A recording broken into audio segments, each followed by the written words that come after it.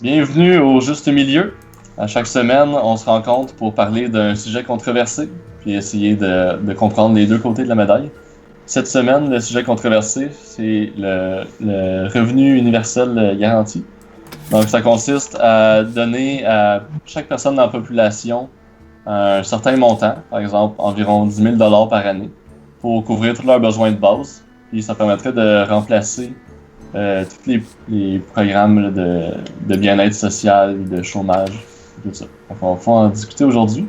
Avant ça, Phil, tu pourrais nous présenter quel jeu on va jouer aujourd'hui? Donc, je suis sûr que vous avez jamais entendu parler de ça. Ça s'appelle Hearthstone. C'est un jeu de cartes dans lequel le jeu joue contre toi. Dans le sens que faut que tu sois chanceux. Puis tu joues contre d'autres joueurs. Puis comme ça, on va pouvoir voir aujourd'hui comment je suis poubelle à Hearthstone. Fait que là, t'es en train de comme bâtir ton deck, c'est ça? Ouais. Le but, c'est je vais un peu balancer, on va avoir un peu de cartes qui coûtent pas cher, mais qui sont pas si bonnes. Ben, en fait, pendant qu'on fait un business, on va vraiment essayer d'aller super genre gros, fait qu'on va y aller avec beaucoup de cartes qui coûtent pas cher.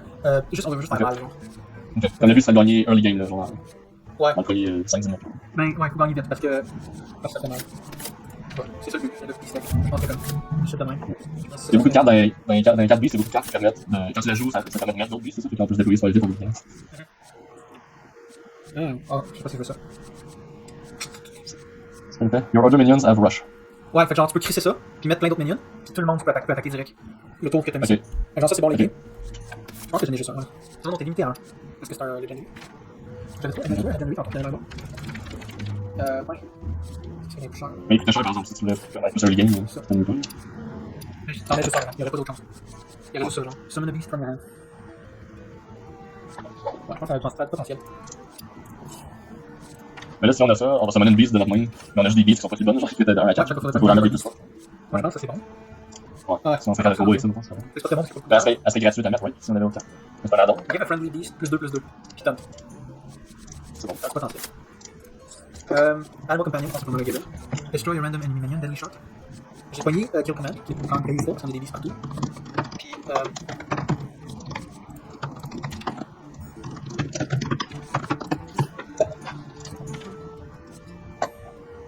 un beast 5. Quelle beast attaque? Ouais, c'est ça fait en sorte que tu peux pas te faire attaquer avant la première fois que t'attaques. Ok.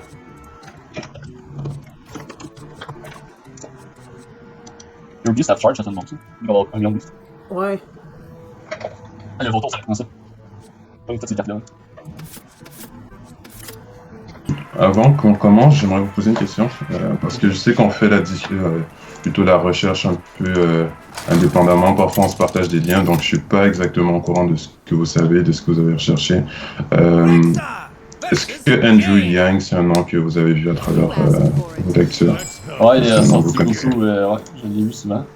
C'est quelqu'un qui veut se présenter pour être le candidat à la présidentielle pour les États-Unis, pour le Parti démocrate. Ouais, exactement. Il est pas vraiment dans les favoris, là, j'ai checké dans la liste, là, il est comme le 20e favori, genre, là, mais il a sorti beaucoup parce que le cœur de sa plateforme, c'est de parler de Universal Basic Income, si je veux.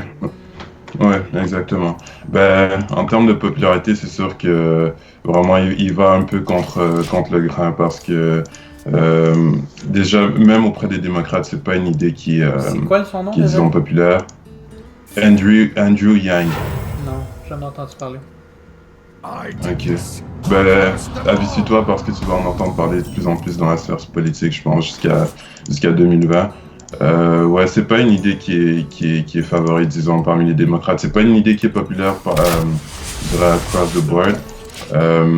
Mais de plus en plus, ça prend du momentum. Puis lui, justement, c'est la base de son plan électoral. C'est la base de sa plateforme. Donc, je voulais en parler un peu parce que moi, j'ai écouté une podcast entre Sam Harris. Je t'en avais parlé un peu plus tôt, Phil. Non, Phil, plutôt Max. Je sais pas si tu te rappelles. Je connais Sam Harris. Ouais, ok. Sam Harris et c'était Andrew Yang. Pour ceux qui ne le savent pas, Harris, il fait une podcast qui s'appelle Waking Up with Sam Harris. Je pense que récemment, il a changé pour Making Sense with Sam Harris. Je sais pas depuis quand, ça doit faire un mois, mais en tout cas, je le suivais quand même assez régulièrement. Puis J'ai pas vu ce changement-là. Mais essentiellement, ce qu'ils ont fait durant la discussion, c'est l'épisode 130, pour ceux qui veulent aller le voir. Mais c'est une discussion entre Yang et Harris et ils débattent un peu, plutôt ils discutent de l'idée du revenu de base universel. Et c'est aussi, je pense, un peu pour donner de la visibilité à Yang, parce que justement, il veut parler au plus de gens possible. Et dans la discussion, j'ai été un peu surpris parce que Yang, Harris lui a posé la question, c'est quoi être un nouveau candidat, ça doit être stressant, tu dois avoir fait beaucoup de démarches et tout. Mais il dit non, moi personnellement, ce que je fais, c'est juste aller parler avec des gens puis essayer de répandre l'idée le plus possible. Donc, je pense qu'il n'a pas de... Il n'est pas super... je veux dire, il n'est pas super engagé, c'est peut-être pas le bon mot, il n'est pas super engagé dans l'aspect politique, il est vraiment plus dans l'aspect business, aller parler à des gens, discuter. Puis je pense à la base, c'est un businessman, c'est un homme d'affaires, c'est quelqu'un qui a créé des entreprises et qui cherche à aller chercher les gens plutôt du côté économique que du côté politique.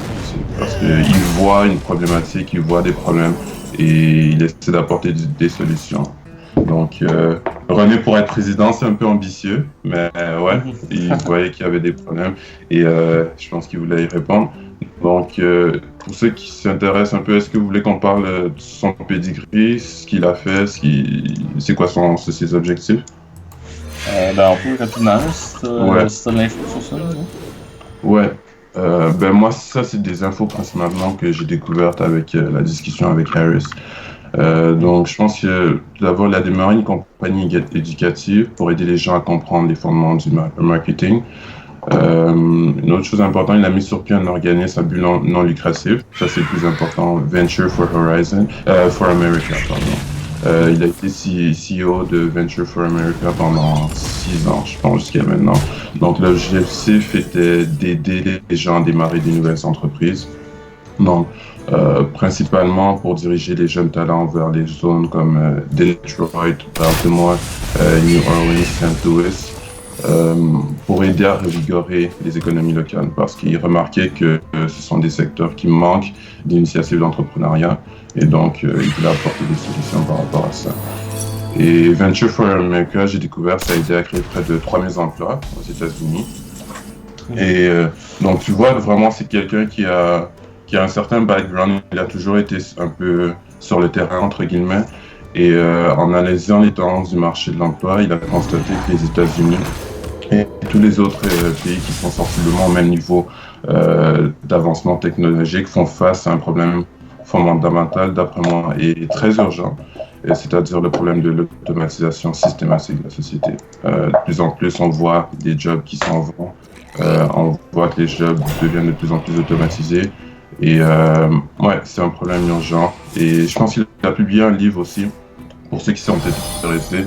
Donc, c'est ça, c'était un peu mon joker pour commencer, mais ouais, je pense que Andrew Yang, c'est quelqu'un qui a absorbé dans les prochaines années, dans les prochains mois.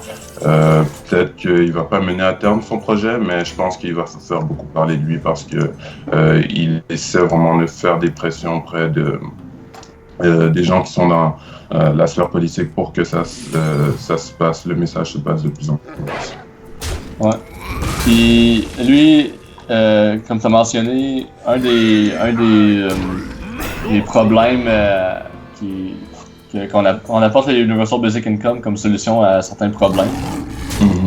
Qu'est-ce qui, selon toi, les principaux problèmes?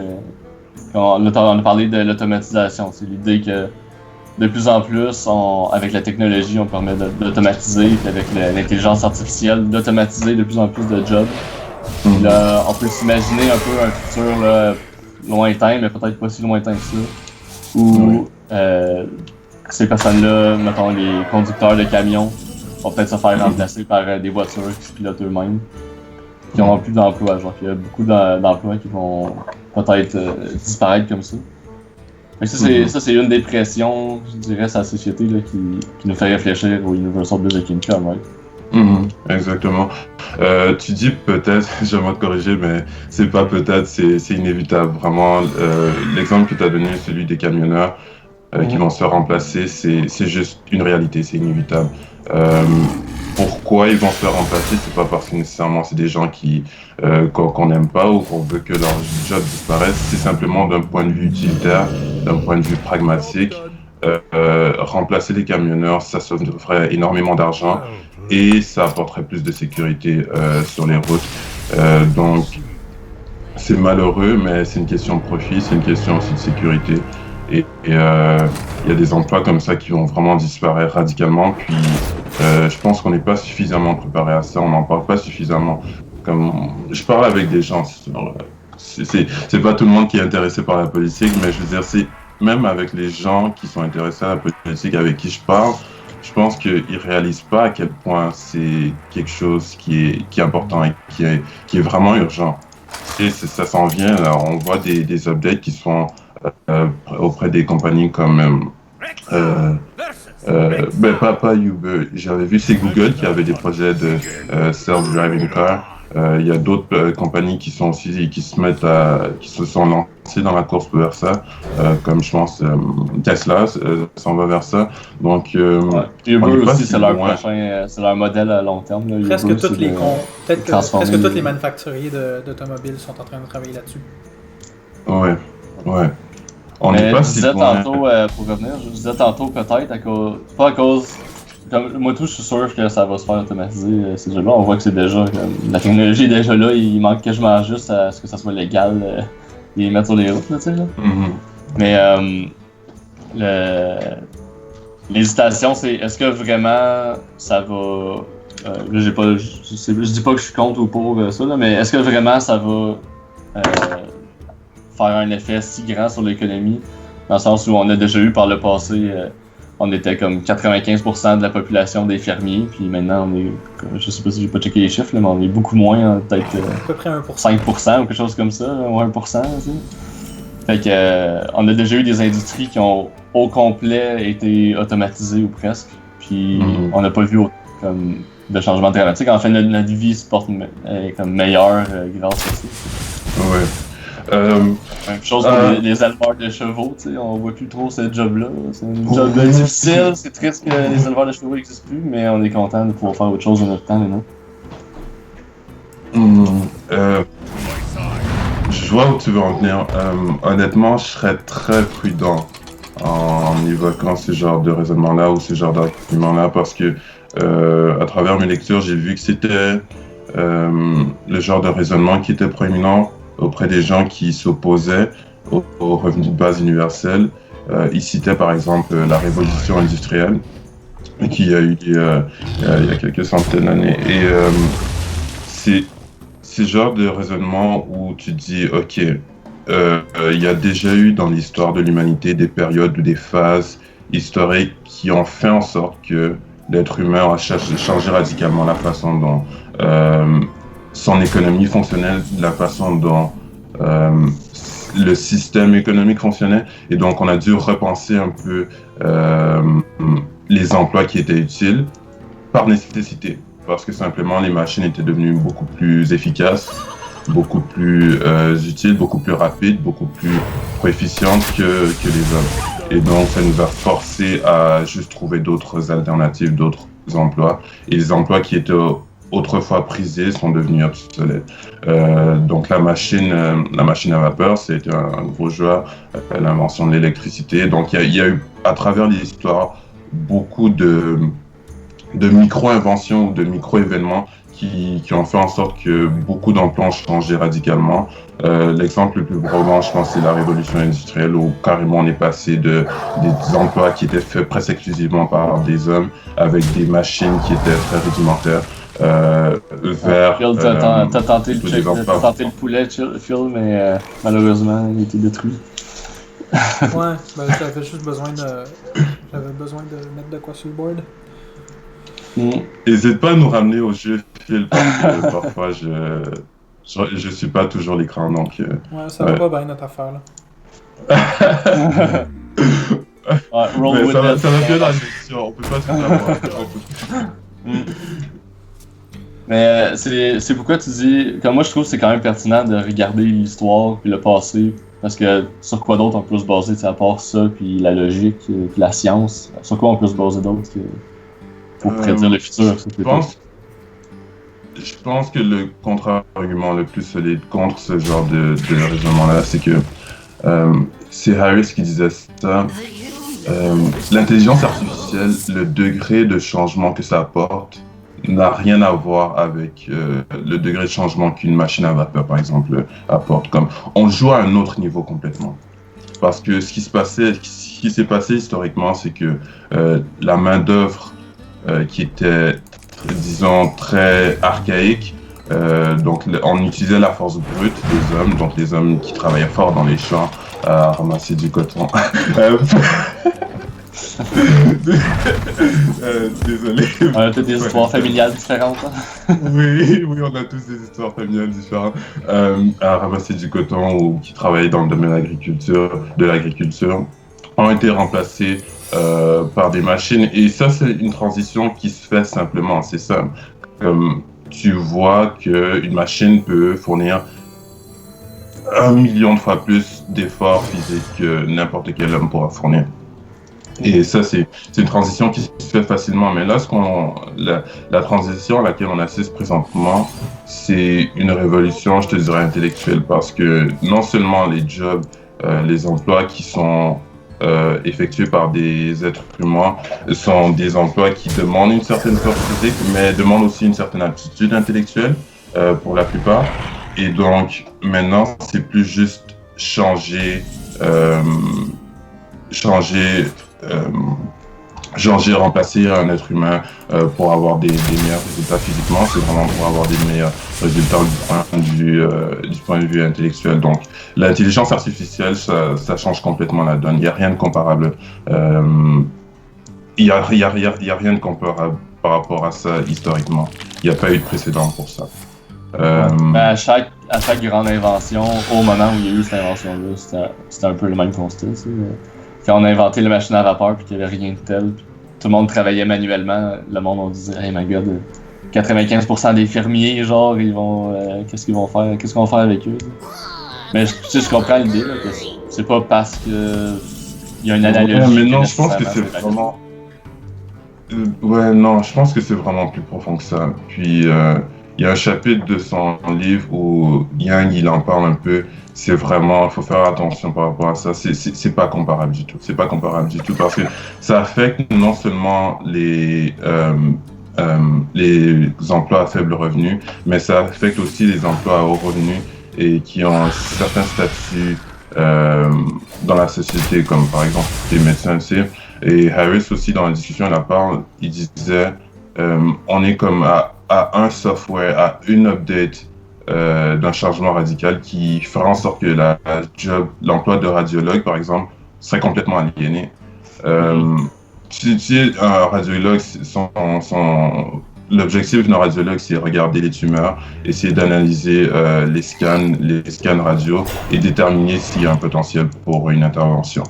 Et ils vont à travers un long entraînement pour ça, ils vont à l'université, après ils acquièrent plusieurs années d'expérience. Disons un radiologue qui a 10 années d'expérience, ça fait 10 ans qu'il fait ça. Et puis, disons le lendemain, d'ici 3 semaines, il y a Google qui dit « Oh, nous avons découvert un nouveau software qui permettrait d'identifier de façon très fiable des tumeurs. » Le radiologue, il fait comment? C'est une job carrément qui est mise à pied sur le claquement d'un doigt. Ouais. Puis pourtant, cette différence-là avec les machines à vapeur, c'est que ça se transmet vraiment beaucoup plus rapidement, qu'on peut diffuser l'invention du AI beaucoup plus vite que de la machine. Une machine, il y a le matériel, il y a comme une limite physique. Faut que tu le transportes.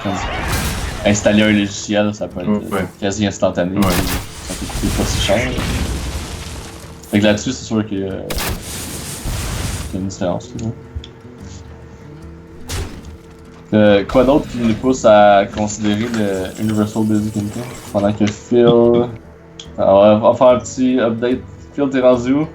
T'as juste des grosses cartes dans tes mains? On se fait péter. Mais là, tu sors tes grosses cartes.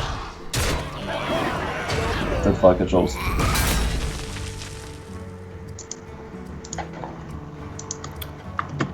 Comment ça? Quelle autre chose qui peut nous pousser à considérer Universal Basic Income? Ben, Je pense la pauvreté. des- La pauvreté,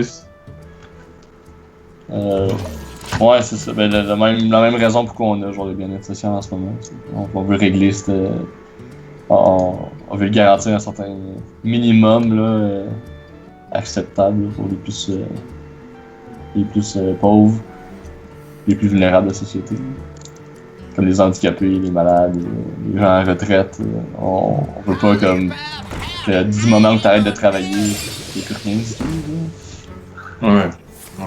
Puis comme ce que j'ai remarqué en lisant, c'est qu'il y a beaucoup de problèmes avec le système actuel, ou comme le bien-être social par exemple, que Ouais. ça encourage pas tout le monde à travailler nécessairement, genre, il y a comme les incitatifs à mauvaise place. Comme des fois tu vas avoir tellement de bénéfices, puis en te pognant le job, tu vas avoir un salaire de plus, mais tu vas perdre tous ces bénéfices-là. Tu te dis, ça vaut-tu la peine? Est-ce que c'est mieux de juste pas avoir de job puis continuer à avoir l'assurance dentaire, des choses comme ça, tu sais? C'est comme ça un peu que UBI serait meilleur. Parce que si tout le monde a UBI, t'as plus genre. Parce que là en ce moment, si t'es sur le bien-être social, tu veux vraiment pas aller travailler, right? Parce que tu perds tout ton bien-être social, puis pour certaines personnes, là, dépendant de dans quel contexte que t'es, aller te pogner une job, ça serait empirer ta situation. Ouais. Ils appellent ça le welfare cliff là, en anglais. Là. C'est comme au fil que, genre en théorie, on dirait que t'améliorerais ta situation parce que t'as le meilleur job et tout ça, mais avec un plus gros revenu, puis là, bam, on te coupe un bénéfice, genre soudainement. Ça, c'est un welfare cliff, que, genre, à ce moment-là, t'es mieux de pas faire une pièce de plus parce que tu vas en perdre 1000 là-dessus. Là. Pas en argent. Ouais, fait que ça l'aide le travail au noir, ça l'aide comme c'est plein de mauvaises choses. Tandis que si t'arrives et tu te dis ok ben ça va être égal, tout le monde a UBI, puis après ça ben obviously comme tu te fais taxer plus. Le résultat vient que ben, les gens vont avoir tendance à plus vouloir aller chercher un job parce que c'est un avantage net. Ouais, c'est ça. Chaque dollar que tu fais en travaillant, tu le gardes, là, tu sais, t'as pas de pénalité jamais. Mais je sais pas à quel point, comme mettons on check juste ce problème-là en particulier, je pense pas que le UBI c'est la seule solution. Fixer le C'est pas la seule solution à ça, mais je pense que en ce moment on pourrait dire pour chaque dollar que tu gagnes, tu gardes 50 cents, puis on réduit tes bénéfices, mais on les réduit moins vite que ce que tu gagnes en travaillant. Ça encouragerait quand même le monde à travailler. Comme, je comprends que oui, le UBI adresse ce problème-là, mais c'est pas la seule solution. C'est pas la seule solution, mais je pense que ça parle justement de l'efficacité, de comme le potentiel du revenu de base universel, parce que c'est un problème qui est. On a Lethal, guys, by c'est une the way. solution qui. On a Lethal, je pense qu'on va gagner peut-être. On va gagner? Ok. On focus sur la victoire imminente. Ok, je vais essayer de temporiser un peu. Ouais, j'ai vu que tu as envoyé la moitié de sa vie, là, fait que d'après moi, l'autre tour, tu l'achèves, à moins qu'il fasse un miracle.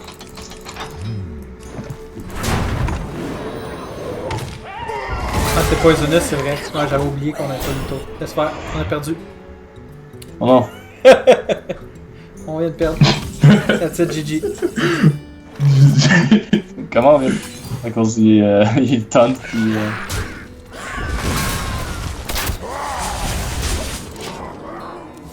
C'est triste. Je pense qu'on a trop de cartes qui coûtent pas assez cher. Fait que là, à la fin de game, on a plus de cartes pendant tout. Là. Ben, on va peut-être gagner pareil. T'as gaspillé. Si on se rend à notre tour, on fait juste notre power pis that's it. Ouais, mais il y a 3 cartes dans ses mains. Ben, faut qu'il soit capable de nous faire 13 de dommages d'une claque, là. Je pense qu'on a gagné. Ouais, il y a ça. Ouais. Mais j'irais après, là, on pourrait enlever une coupe de cartes basses, puis en mettre des plus hautes. Parce que tu vois, on a comme 6 cristaux d'énergie. Il nous manque du card draw, mais comme. Bon, ça peut être ça aussi. Oh yes! GG! I'm Yay. checking. Good. Eh bien, ce que je disais plutôt ce que je disais plutôt par rapport à ça, c'est que pour moi, le revenu de base universel, c'est une solution tellement large que ça répond à plusieurs problèmes en même temps. C'est sûr qu'on pourrait essayer d'aller boucher des trous comme un bateau qui est sur le point de chavirer, comme s'il y avait des trous partout, en disant ah, on voit un problème là, il y a tel fixe qu'on pourrait apporter, tel fixe qu'on pourrait apporter. Mais le revenu de base universel, c'est comme si on se faisait un nouveau bateau carrément et qu'on partait avec des nouvelles bases et qu'on permettait d'avoir des opportunités égales à tout le monde. Et spécifiquement par rapport à ce problème-là, je dirais que dans ton idée de, par exemple, donner une compensation pour un nombre de temps de travail effectué, c'est pas quelque chose qui serait aussi efficace sur papier, je pense, que le revenu de base, parce que le revenu de base, ça te permet d'avoir une opportunité. Et je pense qu'à la base, disons, je pense qu'à la base, tous les êtres humains sont... Mais l'idée, juste avant, l'idée, c'était pas de donner de l'argent parce que tu travailles, c'est de dire, OK, là, mettons que tu travailles pas, tu reçois, je sais pas c'est quoi, là, 10 000, on va dire, ben c'est pas 10 000, il me semble que c'est moins que ça, mais on va dire, on te donne 10 000 de welfare. Là, maintenant, tu as une job, mais pour chaque dollar que tu fais dans salaire, on va t'enlever 50 cents du 10 000, là, de l'argent qu'on te donne. Comme ça, toi, à la fin de l'année, peut-être t'es rendu à 15 000 parce que t'as fait... Faites le calcul à la maison, là. Mais t'as fait tant d'argent, puis on t'a enlevé 50 cents sur chaque, puis là, t'es rendu...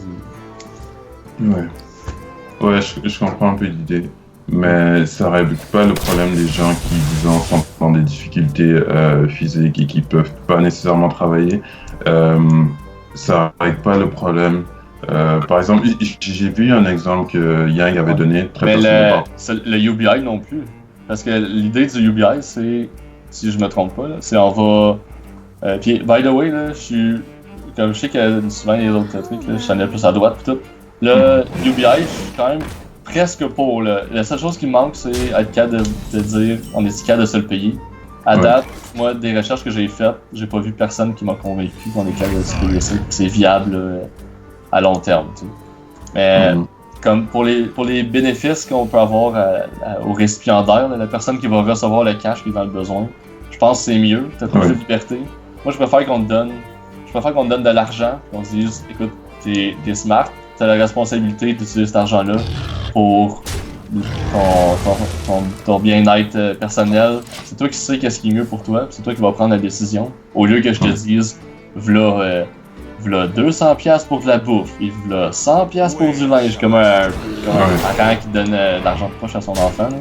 Ça, je trouve ça ridicule. Les gens qui sont dans le besoin, c'est comme, faut pas assumer qu'ils sont caves. Là. Genre, ils sont capables de savoir où couper, où mettre leur argent.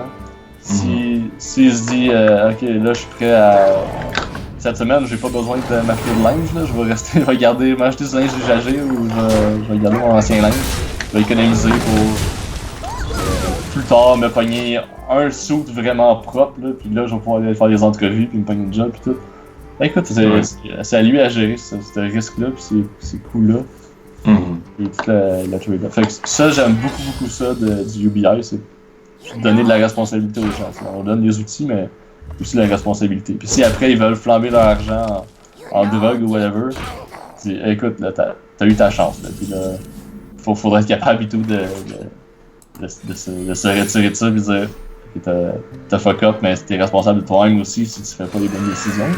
Je pense que ça serait important aussi. On peut pas dire on a le UBI, mais si tu le gaspilles en drogue puis en pute, genre on va te donner un autre 10 000 pour ta bouffe parce que. Non. Ça encouragerait le monde à juste flamber leur argent. Je comprends ce que tu veux dire. Ben, je pense que, comme beaucoup de sujets, on s'enligne politiquement sur ça, mais je pense que c'est une discussion qui a pas nécessairement quelque chose à voir avec la politique. Je vois pas ça comme un enjeu de gauche versus un enjeu de droite. Puis, je vois des gens des deux côtés du spectre politique qui ont des avis divergents ou similaires par rapport à la question. Et UBI, je pense que c'est quelque chose de très large, c'est quelque chose de très global. La question du coût, c'est une question importante que j'ai vu plusieurs personnes ont essayé d'y répondre. Yang, je pense qu'il propose des solutions qui sont viables. Harris aussi, dans les discussions avec Yang, il parlait beaucoup du coût. Donc, pour ceux qui sont intéressés, c'est une discussion que je recommanderais pour ceux qui aiment les podcasts. Parce que moi, je suis un fan de podcasts, puis j'arrête pas d'endoctriner les gens pour que tout le monde essaie de s'éduquer. Parce que vraiment, je trouve que c'est un outil qui est efficace. Tu vois, t'es dans ta voiture, t'as rien à faire, tu mets une podcast, c'est efficace. Mais en tout cas,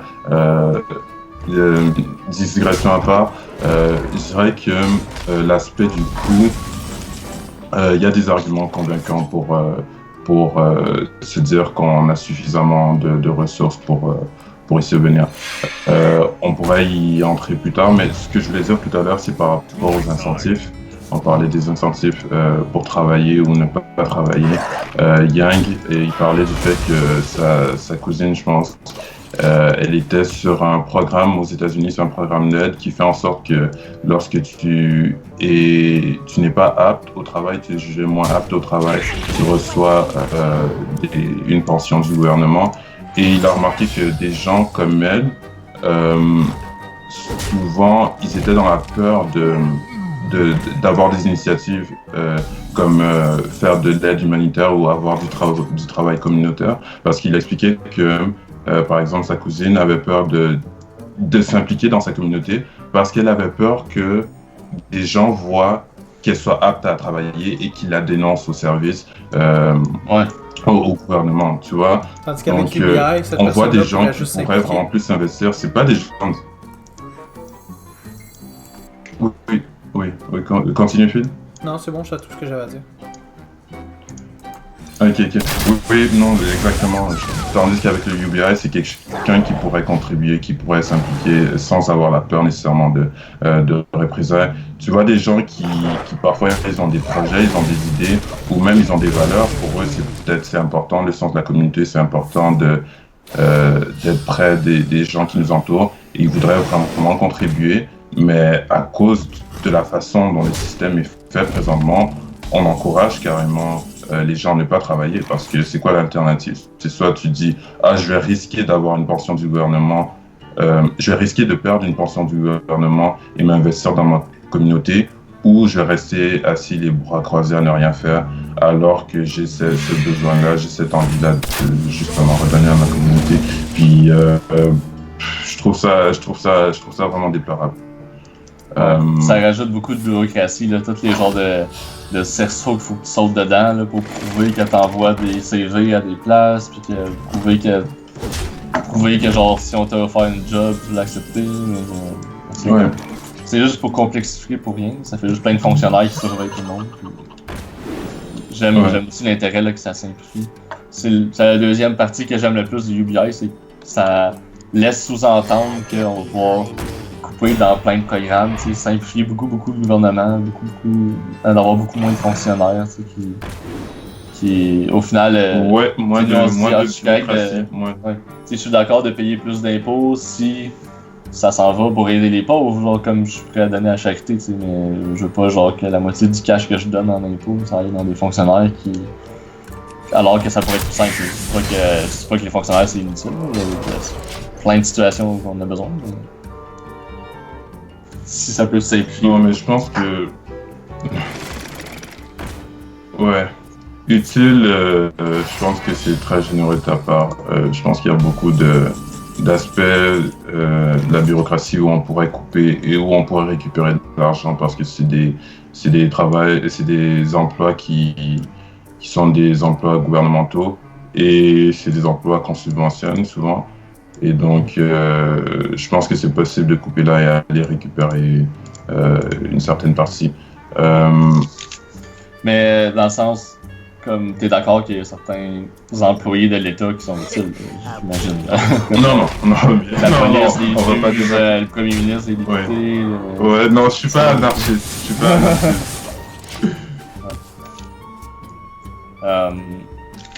Mais ce qui me fait peur, je te dirais, avec le UBI, puis là où on n'a pas réussi à me convaincre là, quand je disais là-dessus sur Internet, c'est ça feel comme yet another big leftist project, là, qu'on a besoin de tout scraper, tout à terre, tout remplacer, puis d'y aller all-in, parce que si on comme ça se fait pas incrémentalement, on dirait. Tu peux pas mettre le UBI, mais là tu dis comme ok, on va garder les anciens programmes, comme ça, mettons, on va laisser le choix au monde de soit garder les anciens bénéfices ou d'être sur le UBI avec moins de conditions, puis moins de restrictions, puis tout ça. Mais là, si on fait ça, ben là, on n'a pas sauvé les comme milliards de dollars qu'on a besoin en coupant ces programmes-là pour financer les UBI. Fait que c'est comme, il faut tout scraper, puis il faut tout mettre le feu dans tout, puis installer un nouveau programme qui a pas fait ses preuves parce que comme, il y a eu quelques petites études qui sont, pour vrai, on en parlera tantôt là, mais les études qui ont été faites sont vraiment ridicules, genre ça prouve fuck all. Puis quand le monde il dit oh, c'est ok, oui. Ça prouve fuck all. Les études qui ont été faites, c'est toutes des études à court terme que comme la seule conclusion que je suis d'accord avec ces études-là, c'est que si tu donnes 10 000 $ à quelqu'un, il va être content puis il va l'utiliser pour son bien. C'est la seule fucking conclusion que je suis d'accord. Rien d'autre. On n'a pas mesuré à quel point on est capable de payer ce système-là. Il n'y a pas de test qui a fait. Ok, ils ont fait des tests, ils disent on prend une couple de milliers de personnes, on leur donne 1000 $ par mois chaque. On voit s'ils sont heureux, là ils reviennent 2 ans après, ils sont comme oh yes, avec 10 000 $, ils se sont payés l'éducation et ils ont pu s'occuper de leurs enfants et bien manger. Of course, tu sais, ça va de soi. Mais il n'y a pas eu, puis sans surprise, il n'y a pas eu de test qui prend 1000 personnes puis qui dit on va leur les imposer 1,5 fois leur salaire. 1,5 fois les impôts qu'ils payent en ce moment pour voir s'ils sont heureux avec ça, d'avoir moins d'argent dans leur poche à la fin de l'année. Tu sais. On n'a pas fait de test pour comment les riches vont réagir à ça. Est-ce qu'ils vont quitter le pays? Genre, est-ce qu'ils vont, ou sans quitter le pays, est-ce qu'ils vont juste mettre tout leur profit dans des paradis fiscaux puis au final, on va leur avoir fait peur puis on va avoir encore moins d'argent au bout de la ligne puis on pourra pas plus se payer un UBI. Les études qui ont été faites sont fuck all, à moins que j'en ai manqué une couple là. Mais... Je pense que t'en as manqué une couple. Je sais pas, tu pourras me mentionner, mais moi ce que j'ai vu c'est que il y a l'Alberta qui a lancé un projet similaire. Je pense qu'il y a un projet qui est en Alaska qui roule depuis 20 ans. Il y a des exemples dans des pays européens, il y a des exemples dans c'est un pays africain que j'ai oublié le nom et je regrette parce que c'est un exemple vraiment très convaincant. Il y en a un, je pense que c'était au Kenya, là, il y a une fondation, oui. mais Oui.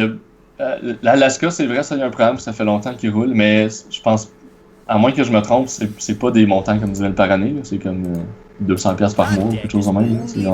C'est significatif, mais c'est pas, ça remplace pas le welfare, là, il me semble. Ok, là, comment? Et Qu'est-ce qui se passe, Phil? Désolé. Ça va faire? Ben... On survit? Non, mon jeu est rendu comme flou. Ouais, mais tout, je le vois flou. Ben là, tout le monde le voit flou. Il est juste flou. Mais c'est ça, les études qui ont été faites, c'est souvent comme, mettons, ils vont dire, comme conclusion, on a remarqué que le monde, ils n'ont pas quitté leur emploi. Mais c'est sûr que tu rentres dans cette étude-là, tu te fais dire, hey, pendant 2 ans, on va te donner 10 000 par année, mais après, on va arrêter. Ferais-tu ton emploi, toi, comme juste pour faire. Ferais-tu semblant que ça dure pour le reste de ta vie et que c'est garanti pour de vrai? Juste pour l'étude? Of course que non, c'est sûr que tu vas garder ton emploi, tu vas juste accumuler cet argent-là, puis après, tu vas garder ton emploi que tu as déjà. Écoute, Max, je vois les deux côtés de la médaille. Je te l'accorde complètement. Je suis d'accord que les études qui ont été faites jusqu'à maintenant, c'est pas des études longitudinales, c'est pas des études qui ont été faites sur une période de 10 ans, 20 ans, 30 ans, comme c'est le cas souvent en psychologie ou en économie pour observer des tendances. Souvent, c'est des petits projets qu'on a essayé, qu'on a tenté pendant 2-3 ans, puis après, on a fait une étude. Étude, c'est très généreux parce que avec une si courte période de temps, puis si peu de données, c'est un peu spéculatif, c'est plus spéculatif que empirique. Ce que ça montre, c'est que la charité, ça fonctionne. La charité, si tu veux donner ton argent, no strings attached à quelqu'un, ça va bien pour cette personne-là, puis toi, volontairement, tu l'as donné, fait que t'es correct avec ça. Mais on n'a pas vérifié l'effet de... Ok, là, faut aller le prendre, cet argent-là, quelque part. On a juste vérifié que si on fait apparaître de l'argent magiquement dans une communauté, la communauté se porte mieux. Ce qui est ridicule parce que n'importe qui aurait pu arriver à cette conclusion-là sans faire d'études qui coûtent des milliers de dollars. Ouais. Mais je pense qu'il y a aussi des recherches en psychologie qui ont tenté un peu d'investiguer quels sont les résultats, quelles sont les répercussions sur le bien-être des gens qui vont à travers ce genre de programme-là. Il y a un exemple aux États-Unis. Ouais. Mais ça, j'en parlais je un peu. conteste pas ça pendant tout. Je suis Ouais. sûr que si tu recevais 10 000 de plus par année sur une attache, tu vas être Mais mieux. c'est pas, je pense que c'est pas purement mercantile, je pense que c'est pas purement matérialiste. Je pense qu'il y a vraiment quelque chose de profond par rapport à ça qui fait que avoir euh, un niveau de standard de vie qui est octroyé par ces 10 000 dollars-là fait en sorte que dans la vie tu réussis mieux, tu fonctionnes mieux et t'as plus de potentiel. C'est pas juste t'es mieux parce que t'as 10 000 dollars de plus. Vraiment, je crois qu'il y a quelque chose de plus profond que juste la surface de ce qu'on voit. Les études l'étude qui portait sur l'exemple aux États-Unis, je pense que c'était c'est à petite échelle encore une fois, c'était une communauté, je pense, je connais pas le terme exact, amérindienne, c'était une réserve, comme on dit, une réserve amérindienne. Ouais, c'est ça. Ok. C'était une réserve amérindienne à côté de laquelle il y avait un casino et ça avait été décrété par la communauté, par, je pense, les gens qui vivaient, comment, le maire de la ville, de la communauté, ça avait été décrété que une partie des revenus du casino allait être redistribuée, redistribuée vers les familles. Et ils ont fait ça pendant une longue période de temps. Et ce qu'ils ont observé, c'est que les enfants qui vivaient dans ces communautés-là se sentaient davantage valorisés. Ils ont fait des études sur une période de 15 ans à peu près. Et donc, ils regardaient le niveau de bien-être. En psychologie, ce qu'on appelle les Big Five, donc 5 aspects qui déterminent un peu les personnalités d'une personne. Peterson, il en parle plus, donc si vous êtes intéressé par ça, je vous conseille d'aller voir un peu Peterson. Il y a Conscientiousness, il y en a 4 autres, je les ai pas par cœur, mais donc ils observaient ces indicateurs-là psychologiques du bien-être et ils ont remarqué que les enfants qui avaient tendance à scorer low dans ces tests-là, de plus en plus tard dans leur âge adulte, plus tard dans leur vie, ils avaient des meilleurs scores et ça avait réduit le taux de consommation d'alcool.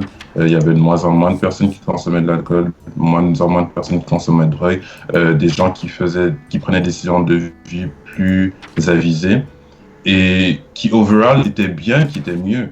Et je pense que c'est pas juste le fait que tu donnes de l'argent comme ça gratuitement et c'est vraiment de surface, c'est vraiment superficiel. Je pense qu'il y a vraiment quelque chose de plus profond par rapport à ça. Parce que quand tu accordes à quelqu'un un certain standard de vie, quand tu lui donnes un pilier, une base sur laquelle il peut se reposer. C'est la garantie aussi, c'est la paix d'esprit que tu leur donnes. Ouais. Là, ils peuvent prendre un peu de recul, checker est-ce qu'ils aiment leur job, est-ce qu'ils veulent leur job. Ouais, justement par rapport à ça, désolé de te couper, mais par rapport à ça, il parlait des relations familiales, des relations interpersonnelles, et il remarquait que les enfants qui grandissaient dans ces familles-là, leurs parents se disputaient de moins en moins. Parce que, on le sait tous, quand tu es dans une famille où le revenu est faible, où le revenu est moyen, et même les familles qui sont riches, souvent, l'argent, c'est un sujet de conversation qui est récurrent. Et surtout quand tu es t'es pauvre ou que tu es proche du seuil de la pauvreté, c'est quelque chose qui va vraiment affecter ta famille. Tes parents ils vont constamment se disputer, ils vont se dire qu'est-ce qu'on fait, où est-ce que va aller tel argent, puis c'est des choses qui mènent, je veux pas faire un slippery slope, mais ça peut mener à la violence conjugale, ça peut mener à des problèmes de famille qui sont pratiquement irréversibles pour l'enfant. C'est mieux pour son développement de vivre dans un environnement où, disons, ses besoins de base sont comblés. Et généralement, la tendance qu'ils observaient, c'est que ces enfants-là réussissaient mieux dans la vie. Ils avaient moins d'inquiétudes, ils avaient moins de problèmes auxquels ils devaient faire face. Ouais, mais je suis bien d'accord avec ça, mais ça revient à dire, plus qu'on met de ressources dans des gens, plus que ces gens-là sont bien. C'est pas un argument nécessairement pour... C'est un argument pour le UBI. Dans mais, le sens que, mais UBI, ça met pas des ressources dans tout le monde, ça met des ressources dans la population les plus pauvres.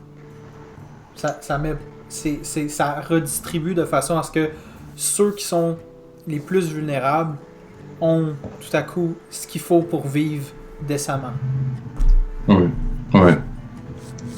Et ceux qui vivent déjà décemment, ils ont le plus. C'est inconditionnel, c'est à tout le monde. Mais justement, ceux qui en ont le plus besoin, c'est ceux qui bénéficient le plus, généralement.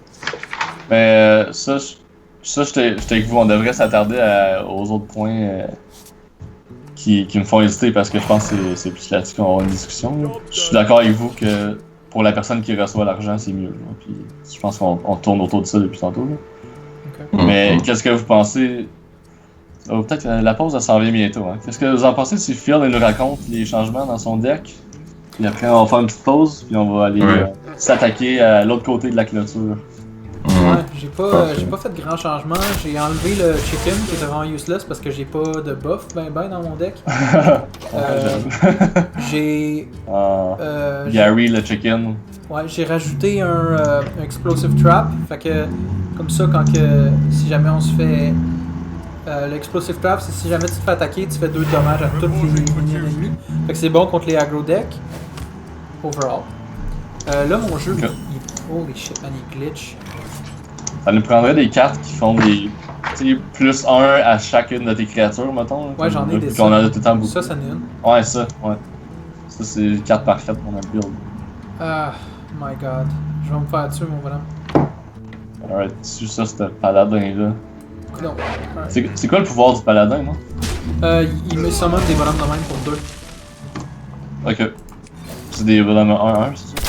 Ouais, je sais pas pourquoi est-ce que mon framerate est bas de même. Calique.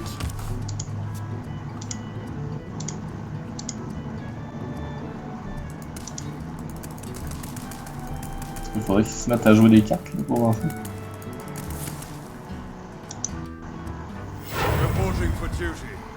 Solve and recruit.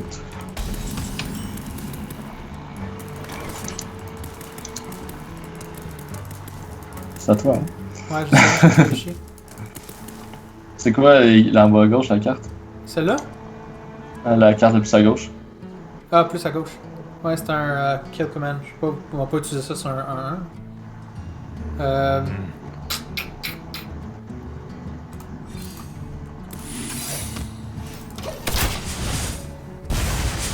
Ouais. Ok, qu'est-ce qu'on fait là? On est pète sa gueule? Ouais, c'est l'idée.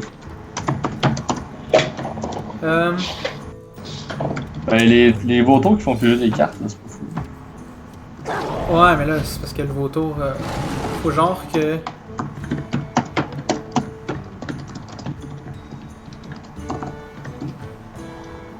Ouais, ta carte de Kill Command, tu pourrais faire ça sur le héros. C'est 5 de dommages. Je peux pas le faire si dommage, c'est juste sur les minions. Ouais, je pense que je vais juste closer ces 2 bonhommes.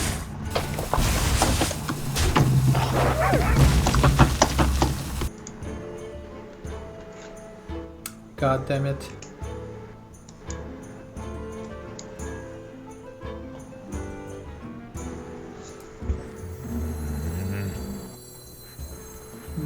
Vies, 24 vies.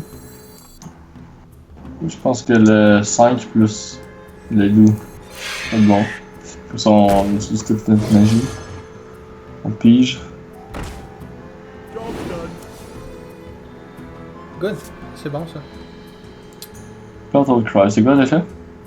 Ça c'est if you control a beast, gain plus 1 durability. Fait qu'on en a 3 lorsqu'on le met. Ok. Soit tu peux frapper 3 fois gratos l'ennemi. On va le laisser vivre. Il va probablement se waster sur un ou 2. Je vais le laisser décider. Ça se pourrait qu'il décide de me faire en face. Ah. Ok, j'aurais dû sacrifier. Une mauvaise décision. Je sais pas qu'est-ce que j'essayais de faire. Alright. Ok, fuck off. Tout smart.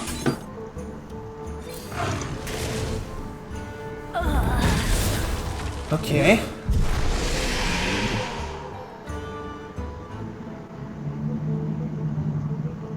Tu peux mettre l'espèce d'ours puis ta hache, comme ça tu vas pouvoir profiter de l'effet. Ok.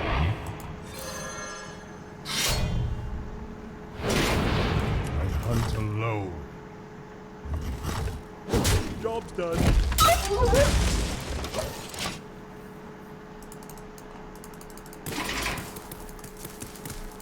On va y arriver. Je vais vous diminuer un petit peu la qualité, je pense que ça lag trop.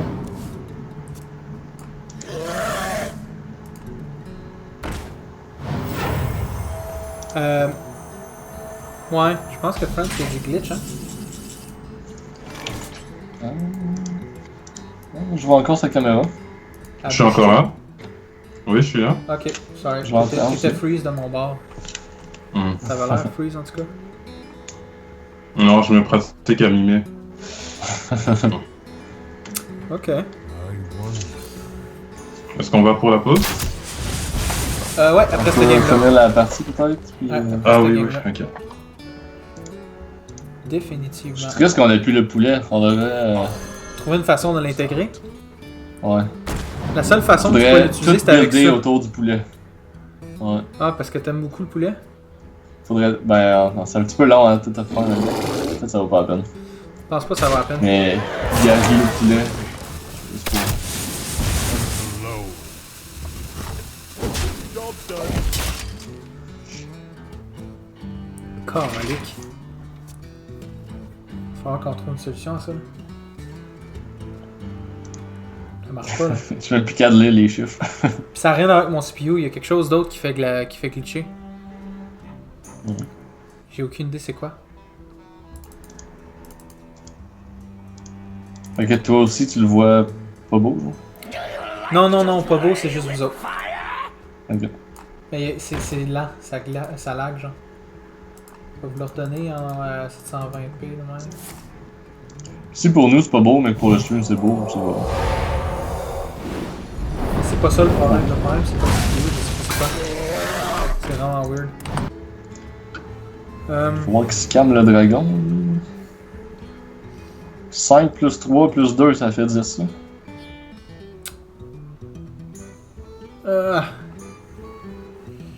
Je peux faire ça.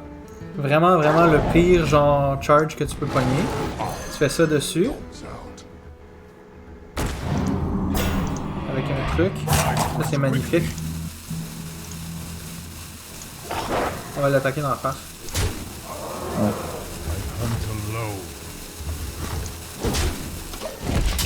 alone. Hey, t'avais ton 2 gratos là d'attaque. Ah, je l'ai manqué, ouais. T'as raison. Oups. C'était weak. Mm. Et je veux finir le match pour Si on pouvoir aller perd en- à 2 vies là. Ouais, c'est ça. Si lui il reste 2 vies, là, c'est ma faute. Ouais. Tout le monde en note. Si on meurt, à cause de fuel. Let me think.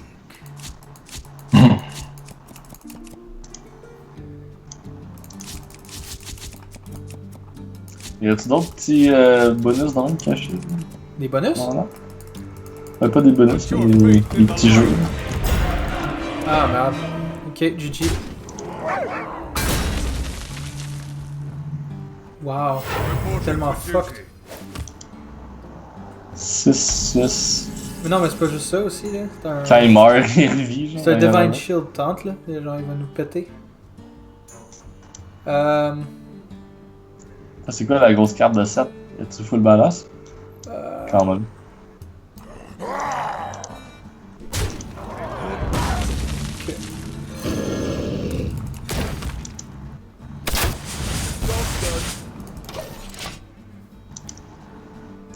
Moi je crois en toi, Phil. Ouais. To the face. Attack me to the face. Je pense qu'il va sacrifier ces deux-là pour lui. À moins qu'il y ait comme quelque chose de bon dans ses mains. Peut-être qu'il va faire de quoi comme equality, puis il va me péter la gueule. Whatever. Ouais, change enemy. Ouais, lui, il va utiliser ça pour me tuer. Ah non, c'est l'attaque. Ok, fait que là, je suis juste rendu useless. Là. Wield the power of Black. Calique. Reporting for duty. Boy. Je pensais que c'était nous qui avait plein de petits minions. Ben là, c'est parce que. Bon, t'as tendance à se faire péter, là. Bon, je crois en toi, Phil.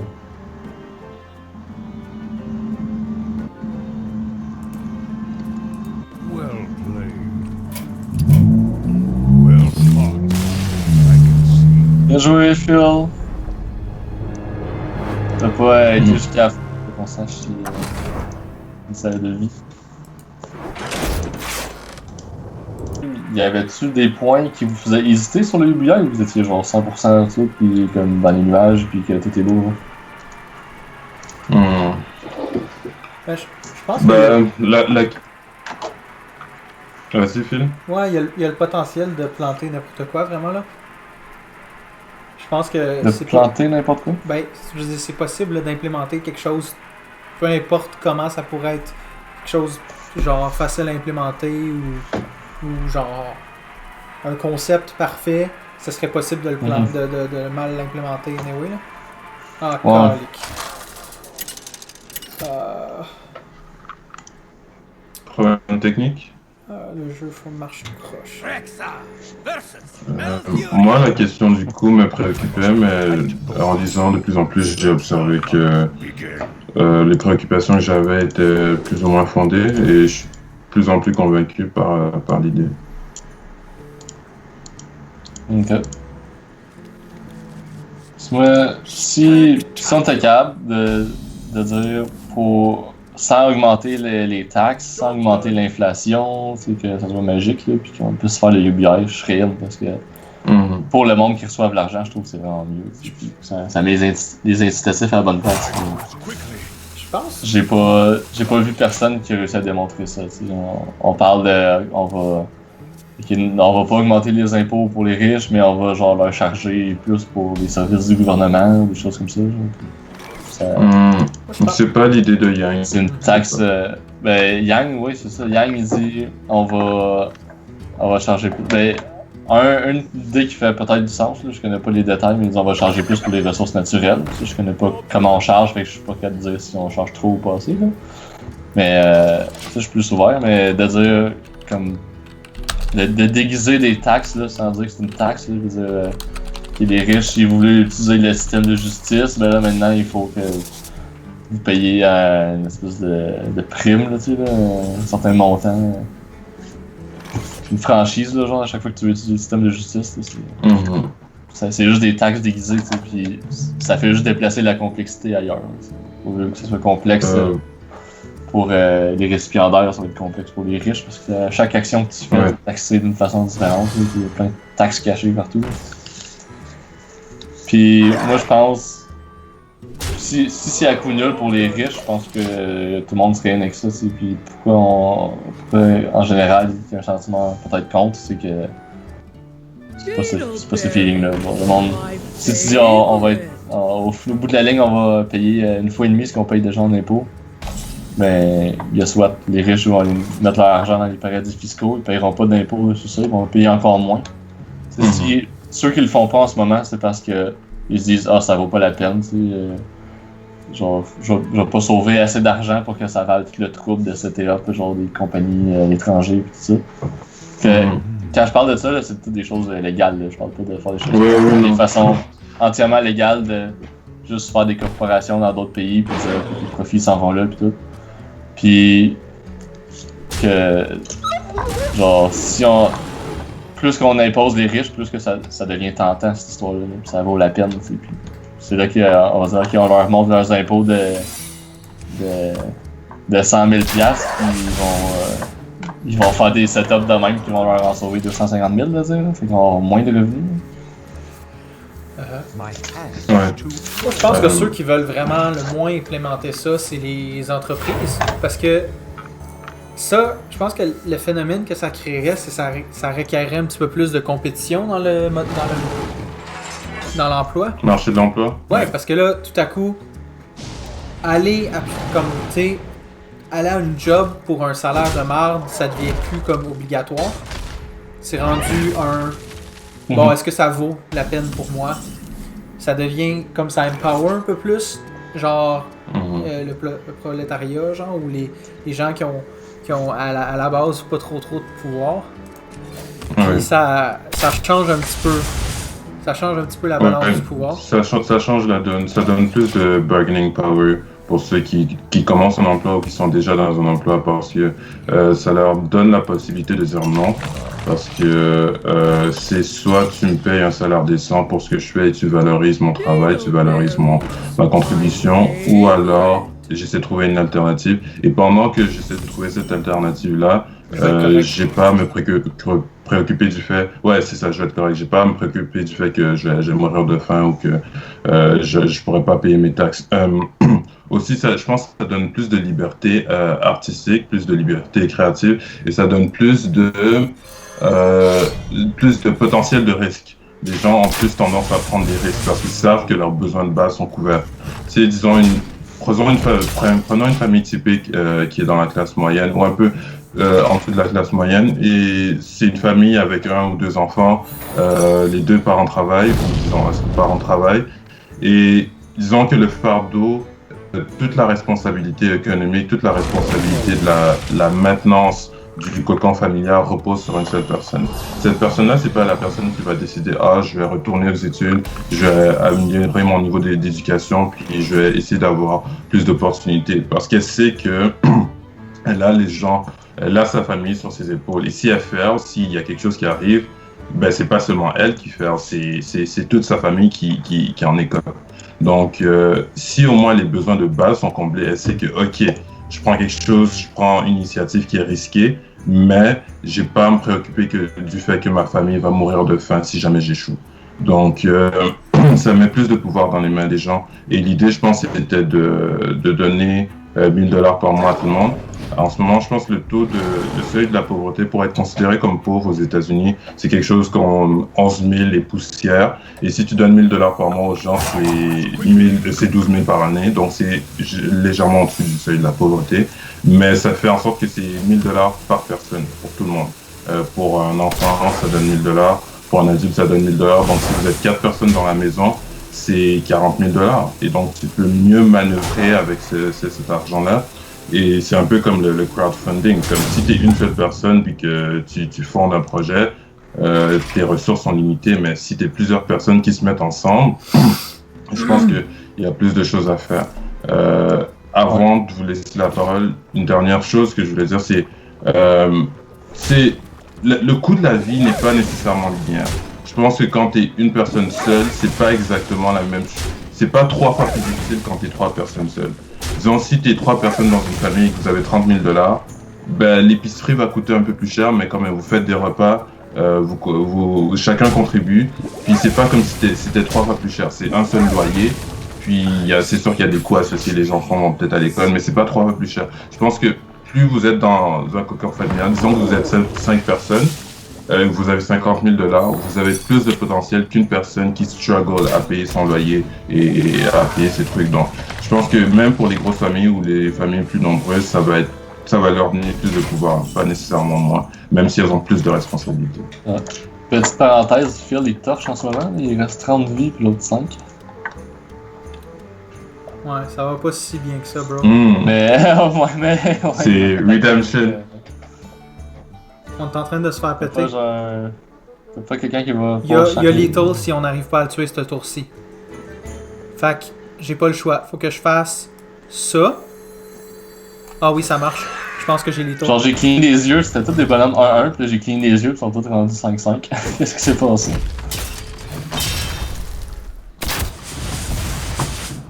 Man, what the fuck, bro? J'ai pas de dommages. Quickly. Non. Ouais, on va essayer. Well played. Spot. I can see. Ouch. Mais, ouais, Franz, pour ce que tu disais, je suis déjà convaincu. Ça, c'est comme je disais depuis tantôt. Je suis déjà convaincu que c'est mieux pour les personnes. Mais, moi, j'hésite encore. Il y a 2 points. C'est où est-ce qu'on va trouver cet argent-là? Est-ce qu'on va être capable de la trouver sans pénaliser injustement les riches? Puis, est-ce qu'on est obligé que ce soit un système comme ça qu'il faut tout jeter à l'eau, faut tout brûler pour tout remplacer, ou il y a moyen d'y aller incrémental? Puis, de ce que j'ai lu, c'est Faut y aller. C'est comme le monde qui parle quand Ok. faut faire le communisme, là, puis il faut tout crisser à terre, tout changer, tout. Il me Ouais. semble que c'est vraiment trop risqué pour le possible petit gain qu'on pourrait avoir, qui est même pas certain. Tu soulèves plusieurs points. Le gain, pas certain, je suis d'accord, mais je pense pas que ce soit un petit gain. Je pense que c'est un système, et je lui accorde le titre de système parce que d'après moi, c'est ça, c'est une révolution. Pour moi, c'est une idée révolutionnaire qui permettrait, euh, je pense, de changer beaucoup de choses, d'attaquer beaucoup de problèmes auxquels présentement on n'a pas nécessairement de solution. Tout à l'heure, on a mentionné le problème de l'automatisation. Je pense que c'est le plus gros problème auquel on fait face présentement. Et il n'y a personne qui en parle, comme dans la sphère politique, je vois personne qui s'attaque à la question du AI qui devient important, comme Sam Harris, qui fait parfois des conférences, des TED Talks. Il y a des personnes comme, je pense, le CEO de Tesla. Rappelle-moi, s'il te plaît. Elon Musk.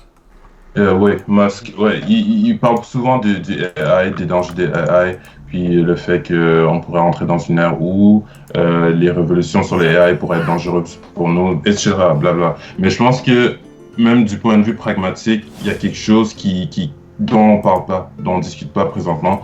Puis je pense que les conséquences du progrès technologique, vont se faire sentir plus rapidement que notre capacité à répondre aux problèmes. Puis la question du coût.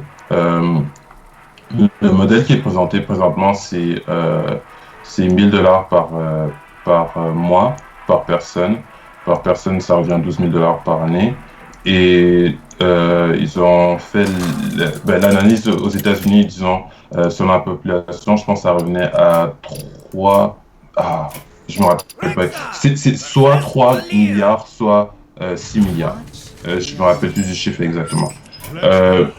Mais c'est pas un investissement qui est une somme nulle, d'après moi. C'est pas quelque chose qui s'annule. Comme on va investir, disons, on va prendre l'estimation la moins généreuse, 6 milliards.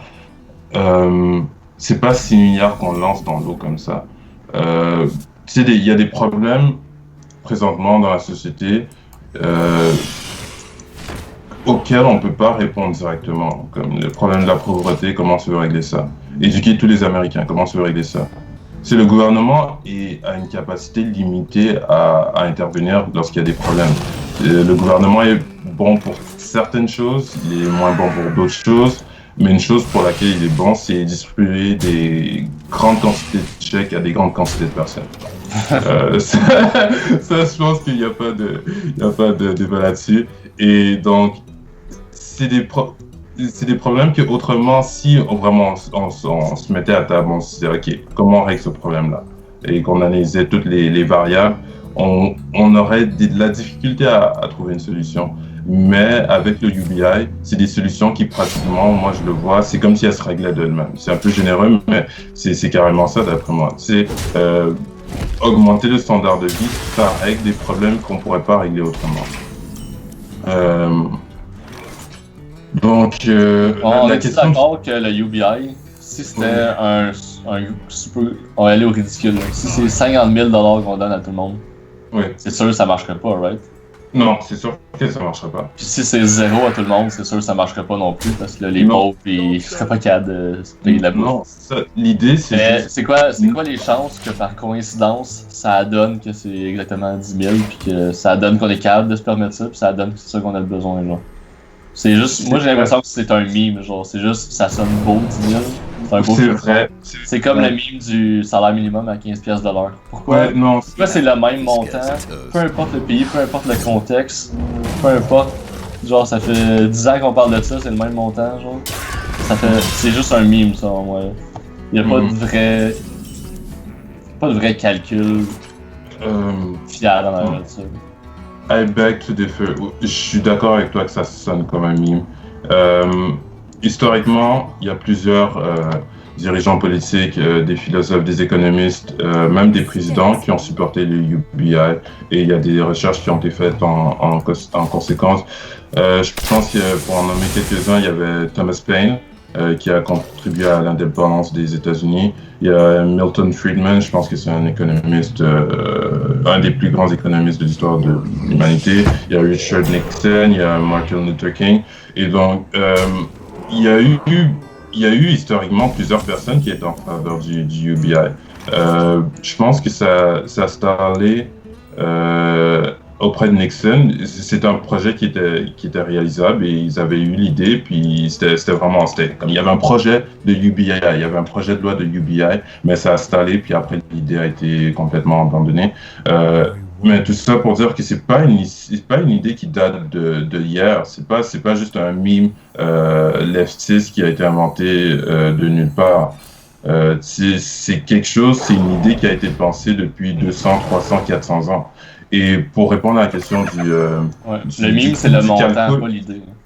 Ouais, le montant, le calcul. Le calcul ça donne que c'est 10 000 magiquement. Non, c'est pas 10 000 magiquement. Le calcul, I beg to differ on that. Le calcul varie selon les pays en question.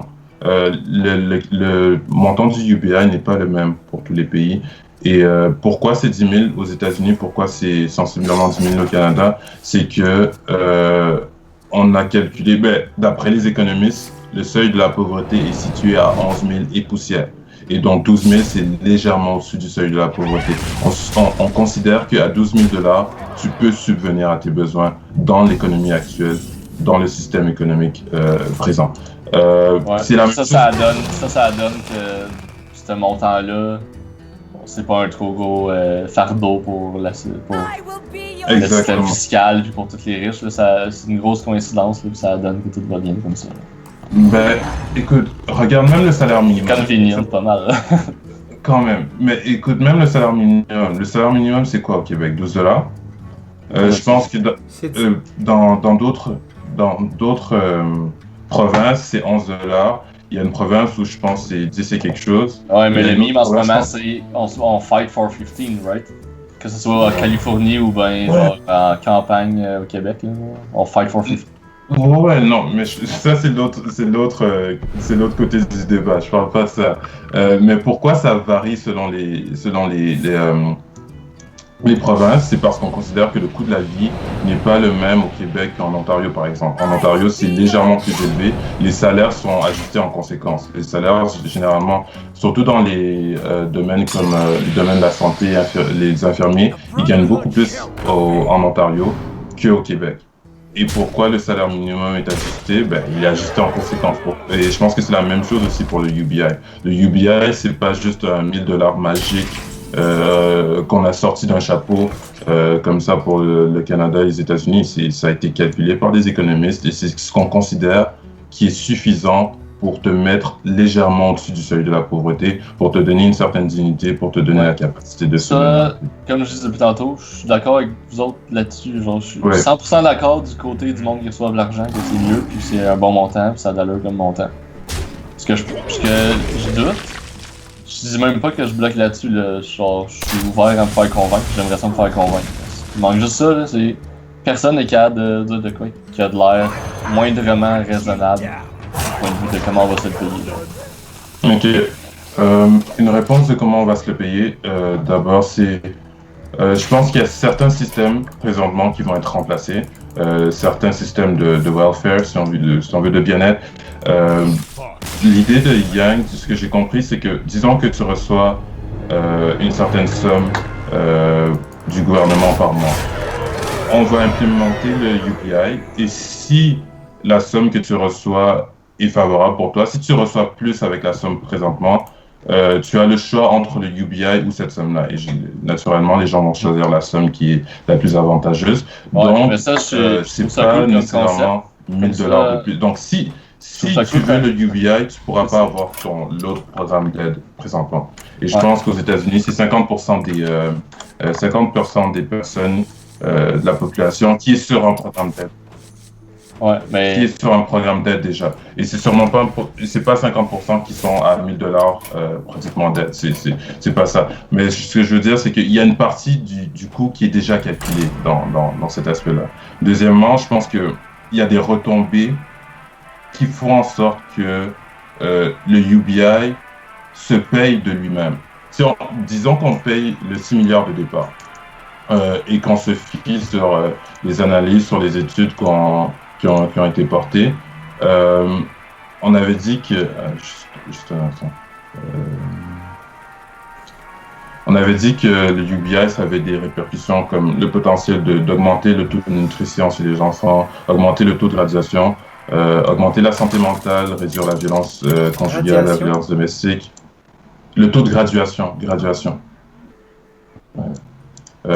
Baisser le nombre de visites à l'hôpital. Et donc, c'est tous des facteurs qui font en sorte que les problèmes qu'on a présentement, c'est des problèmes qui pèsent économiquement sur la société.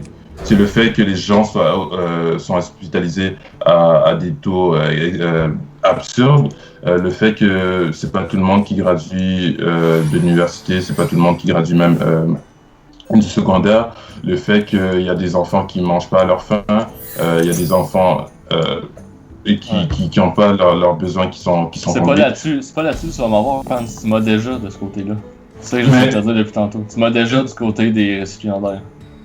Ok, mais non, mais c'est comme si tu me dis, si j'avais 10 millions de dollars, je m'achèterais un bateau, genre. Mais ah ouais, il est vraiment cool ton bateau, là. Genre, j'aimerais ça aller sur le bateau avec toi, là. Mais où tu vas aller chercher ton 10 millions de dollars, genre, c'est ça ma question.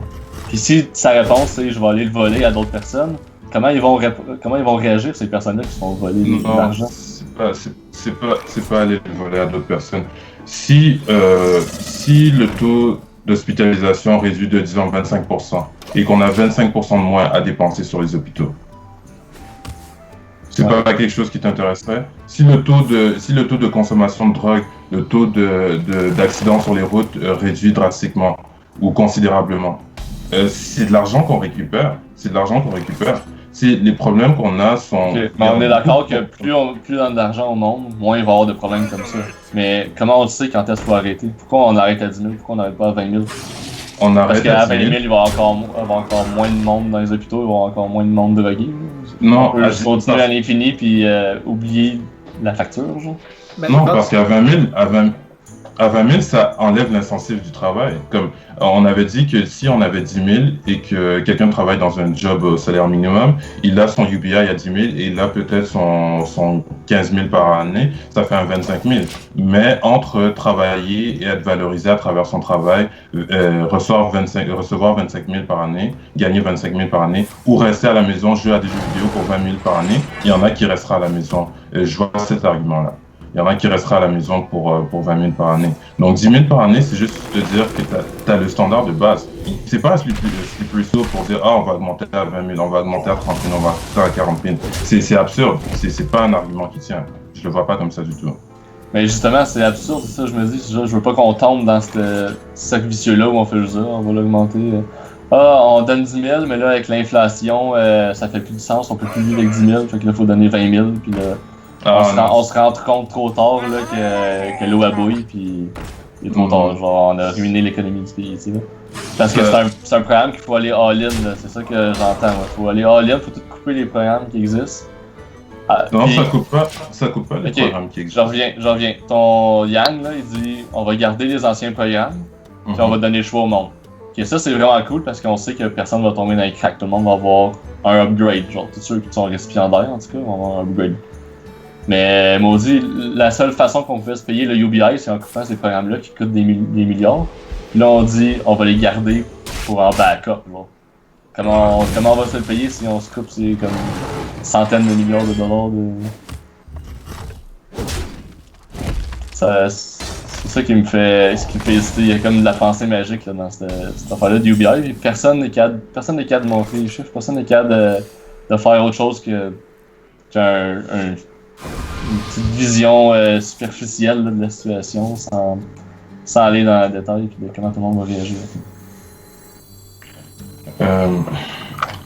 Je regrette de manquer de préparation par rapport à ça parce que j'avais taclé la question du coût.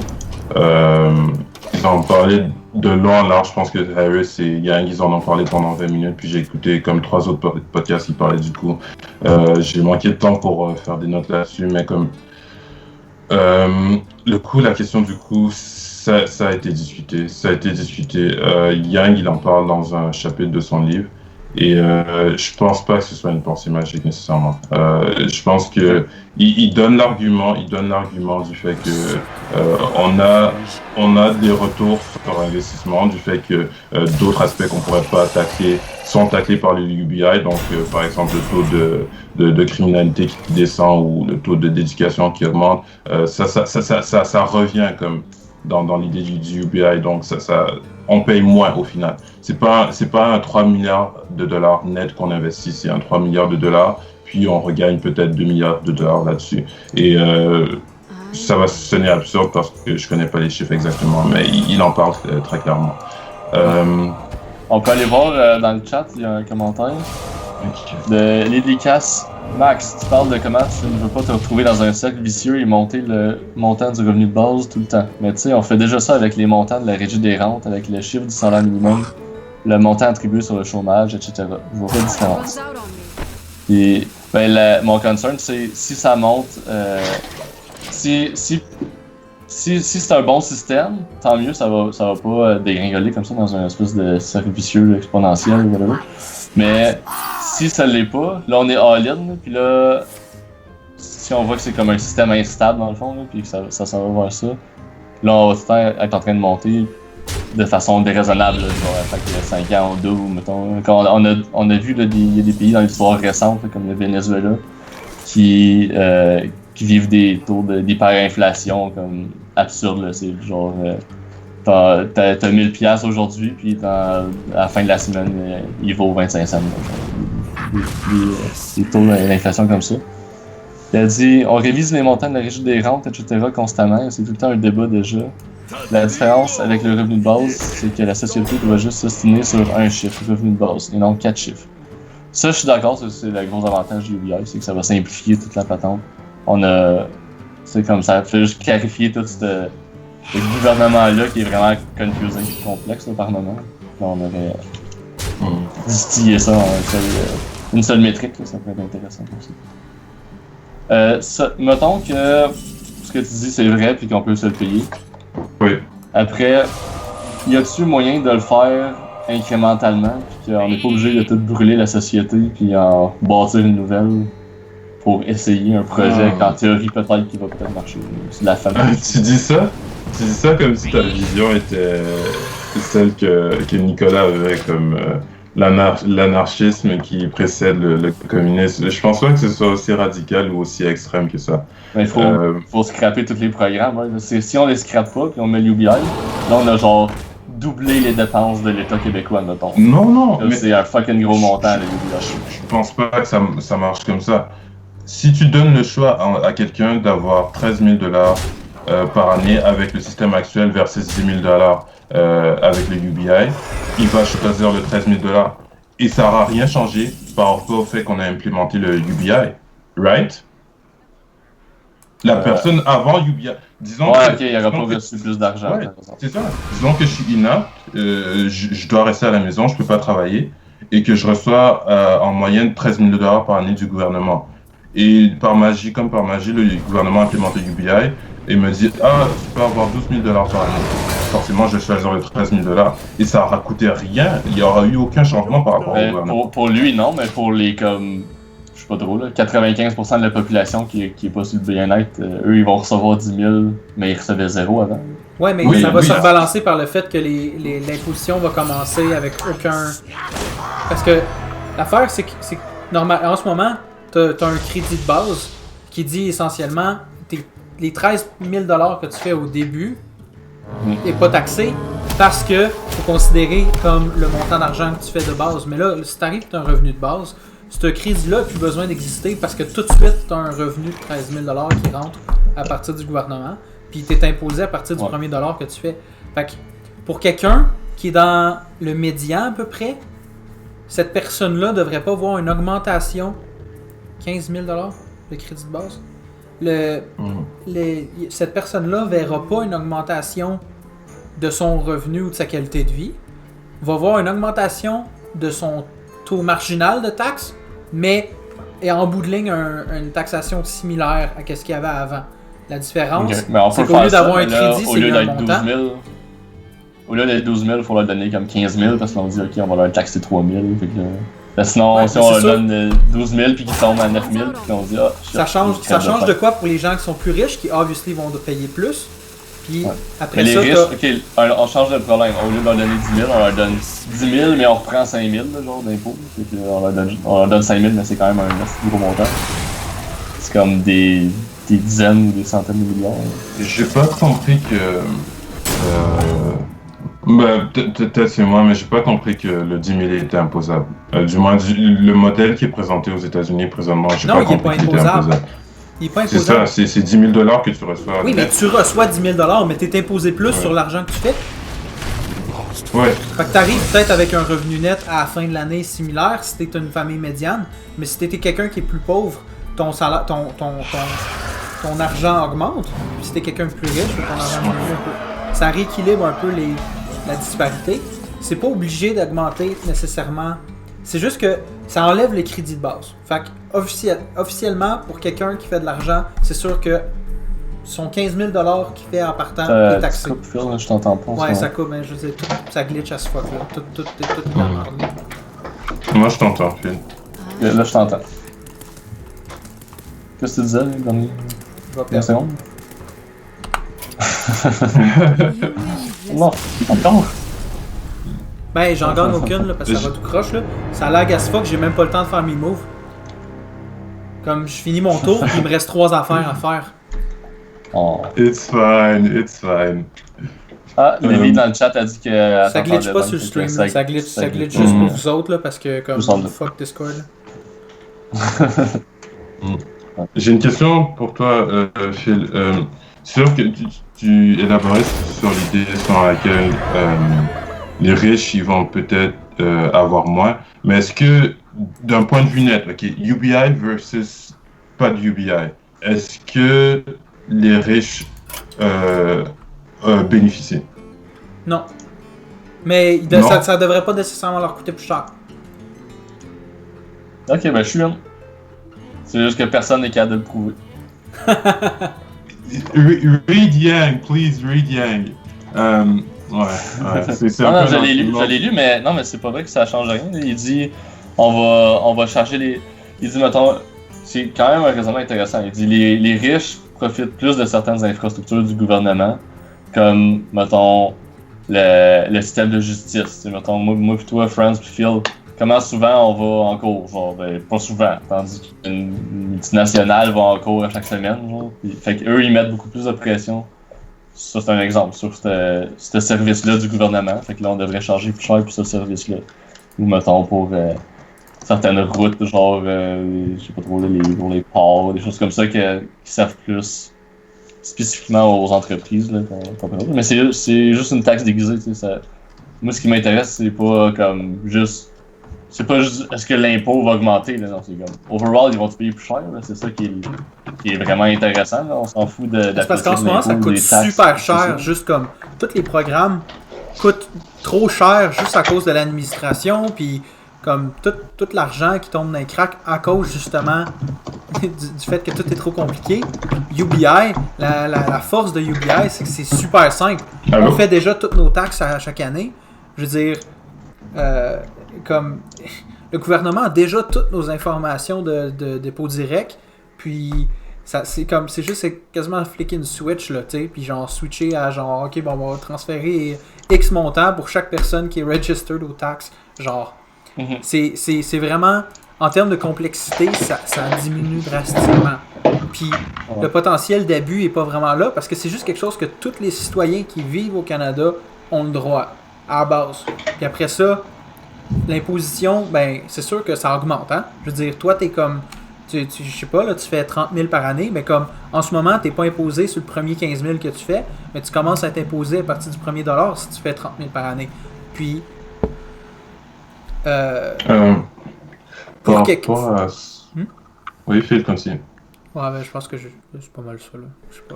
Lily a dit dans le chat qu'elle n'est pas d'accord, elle dit que ça bénéficie aux riches parce qu'ils n'ont pas besoin de travailler autant.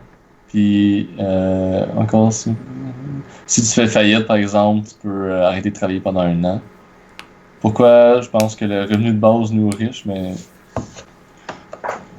C'est comme je dis, il y a de l'argent à pas majeur. À moins que le plan, c'est on va imprimer plus d'argent pour donner à tout le monde. Puis là, on risque l'hyperinflation, comme plein de pays ont déjà essayé, puis ils ont failé lamentablement.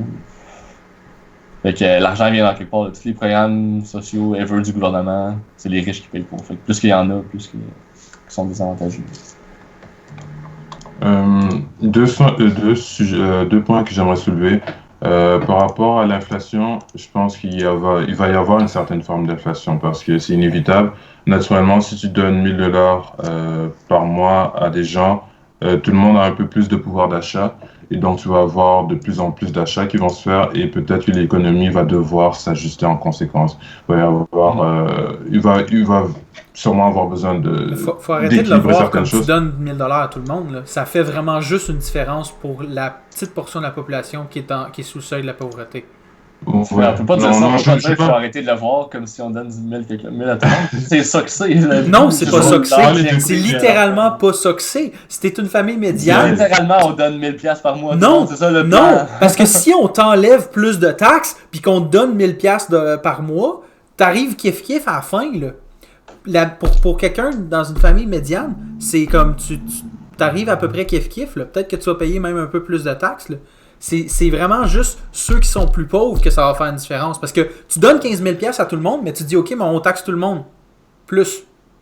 Puis tout le monde, comme ça arrive kiff-kiff à un certain niveau. On détermine un niveau qu'on dit, OK, ben c'est une famille médiane, quelque chose, ça devrait pas les affecter ou ça devrait les affecter négativement un peu. Puis après ça, ça fait vraiment une grosse différence pour les plus pauvres, qui eux autres, ben tout à coup, ont plus besoin de tous les autres programmes sociaux qu'on utilisait avant. Puis, c'est tout. C'est juste ça. La différence, c'est que, oui, OK, il y a un peu plus de taxation dans les plus hauts échelons, mais c'est vraiment les plus pauvres qui voient une augmentation de leur pouvoir d'achat. Fait que là, c'est sûr que, je sais pas quoi dire là, comme les problèmes de ceux qui sont dans la rue parce qu'ils peuvent pas se trouver un emploi, ben ça arrête d'exister essentiellement. C'est sûr que ça fait une différence dans ces échelons-là, mais pas ailleurs, là. Je pense que le point que Max amenait, c'est que on ne devrait pas jouer avec les termes et les définitions pour essayer de redéfinir ce que c'est. À la fin de la journée, c'est quand même 1 000 $ qu'on donne à tout le monde. C'est sûr que l'objectif, c'est pas juste donner aveuglément de l'argent, c'est vraiment augmenter la qualité de vie des gens. Mais faut pas non plus jouer avec les termes. Oui, on donne 1 000 $ par mois aux gens. L'autre aspect que j'aime, ça me met pas en confiance. Ouais, ça sonne sneaky. Changer le vocabulaire de définition là, pour le fond. Je vois les deux côtés. Ça sonne sneaky. On parlait de l'inflation. C'est sûr que l'économie va un peu changer, mais je pense que c'est une bonne chose d'une certaine façon parce que ce qu'on voit présentement, c'est que il y a des gens qui struggle vraiment à payer leurs choses, qui struggle à payer leur loyer et à finir à boucler la fin du mois. Et ça fait en sorte qu'ils doivent survenir à leurs besoins et ils n'ont pas nécessairement d'argent en plus pour payer des choses qu'ils aimeraient payer. Et ça fait en sorte que l'économie est sensiblement biaisée de façon à ce que généralement, c'est les gens qui sont dans la classe moyenne ou qui sont riches qui dirigent un peu l'économie. Parce que quand tu dois subvenir à tes besoins et que tu dois juste compter sur cet argent-là, tu ne peux pas te payer de l'extra. Puis le marché, comme il répond au phénomène d'offre et de demande, et donc les gens qui auront plus de pouvoir d'achat vont pouvoir exercer comme leur vote avec leur argent, et ça fait en sorte que l'économie sera plus répondante face aux besoins des gens. C'est parce que souvent, ce qu'on regarde ce qu'on observe avec le 1% de la population qui sont extrêmement riches, c'est que ils dépensent pas 99% de l'argent qu'ils ont. Souvent, c'est des investissements qu'ils ont. Et je dirais 90 à 95% de leur fortune sont stockés. Et c'est de l'argent qui roule pas dans l'économie, ça recircule pas. Tandis que si tu donnes plus de pouvoir d'achat, non seulement aux 99% de la population qui est en bas, mais aussi à ce 1%-là, ça donne plus d'incentifs aux gens d'investir dans l'économie et l'économie s'ajuste en fonction de ça. Je ne sais pas si vous comprenez un peu l'idée, mais c'est que l'économie doit a besoin de gens qui la dirigent pour qu'elle fonctionne. Puis si les gens n'ont pas un certain pouvoir d'achat, ben ça marche pas. Il y a juste les gens qui ont la capacité de le permettre pour exercer leur vote. Je vais vous poser une petite question finale, rapide, pour avoir prendre le pouls à la fin.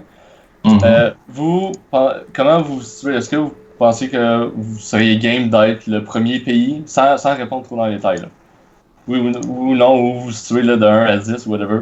Seriez-vous prêt à être le premier pays à essayer le UBI? Êtes-vous à ce point-là convaincu? Ou comme moi, vous préfériez... Moi, je préférerais attendre un peu qu'une couple de pays s'essayent, là, puis dans 10-20 ans, là, on verra où ils sont rendus, puis s'ils n'ont pas fait de faillite. Puis là, si ça va mieux dans leur pays, moi, je serais une qu'on l'essaye, mais je trouve que c'est un peu risqué de l'essayer en premier. Moi, je pense qu'il y a définitivement la possibilité de comme runner plus des projets pilotes puis tester différentes choses. Ces projets pilotes-là, faut qu'ils soient vraiment comme appliqués de A à Z. Là. C'est pas juste un OK, bon, on va donner 1000$ à tout le monde dans un village, genre, puis comme, tu sais, that's it, on va leur dire OK, c'est juste pour un an, puis on change pas tes taxes, puis tu peux continuer à avoir du BS, puis tu sais, toutes ces affaires-là. Faut vraiment que ça soit comme une expérience de A à Z. Puis certainement, comme je pense que ça serait une bonne idée d'expérimenter avec ces choses-là. Je veux dire, on est... ouais, moi je pense que ça serait une bonne idée d'essayer. Mais c'est sûr que tu te lances pas en faisant OK, mais là on fait tout un overhaul de notre système de taxes, puis ah ouais, let's go. Je pense que comme il faut y aller un petit peu plus prudent dans des choses de même. Mais ouais. Vas-y, Franck. Personnellement, je serais pour. Il y a une seule chose qui me fait hésiter. Je suis d'accord avec toi, Phil, que ce serait bien d'avoir des projets pilotes, des projets un peu comme en Alaska, des idées qui ont été testées. La seule raison pour laquelle j'hésite, c'est que le premier pays, ou disons la première vague de pays qui va être partant pour aborder l'idée du UBI, va être confronté au dilemme de problèmes d'immigration. C'est sûr que c'est très appâtant qu'il y ait un pays qui donne 1000$ par mois à tous ses citoyens, et je pense que ça pourrait jouer avec les incentives par rapport à l'immigration. Peut-être que tu auras plus de gens qui vont vouloir aller dans ce pays-là, forcément.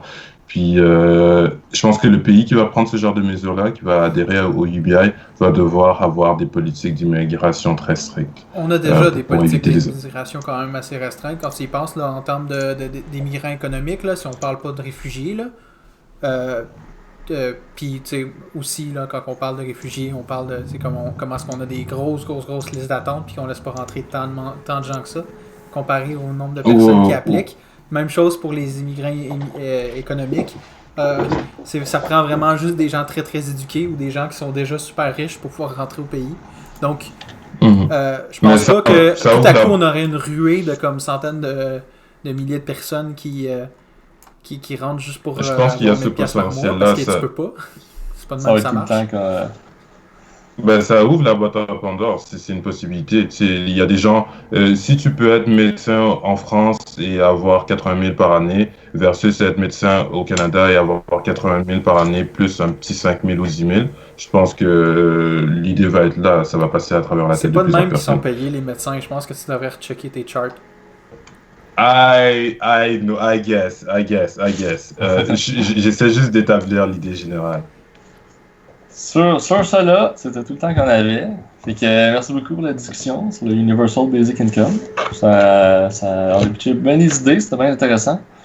Le prochain épisode, dans une semaine, on va faire un épisode plus spécial. On va faire un spécial juste jeu vidéo. Donc on va jouer à un jeu. Je dirais pas tout de suite c'est quoi le jeu, mais c'est un jeu vraiment intéressant où il y a beaucoup il va y avoir beaucoup de discussions, puis il va falloir beaucoup échanger entre nous pour choisir quelle décision on prend, parce que c'est vraiment des décisions déchirantes. On va annoncer plus tard cette semaine le jeu en question. On va se revoir la semaine prochaine pour un spécial jeu vidéo. Parfait. Parfait, à la prochaine. Merci les gars, à plus.